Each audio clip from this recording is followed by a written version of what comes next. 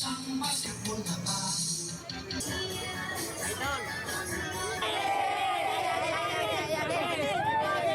today's video mga katata, samahan nyo na naman ako sa panibagong video at panibagong vlog. Ayage!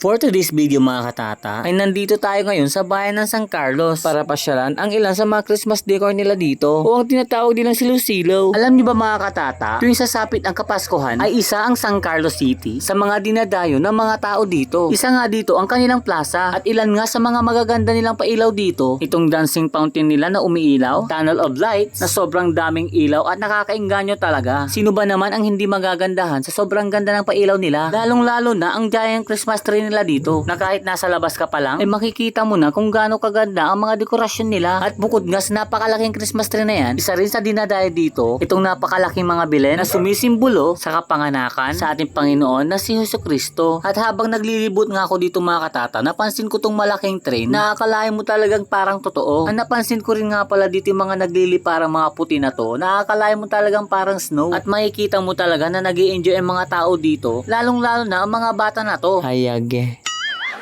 At gusto ko rin nga pala magpasalamat sa mga katata natin dito sa San Carlos sa mainit na pagtanggap nyo po sa amin. Shoutout nga pala sa mga kabataan na nakilala ko dito at nagpa-picture po sa atin. Muli po, maraming salamat po sa patuloy na pagsuporta at pagtangkilik sa mga videos po natin. Hanggang sa susunod na silaw-silaw. Bye! Ayage!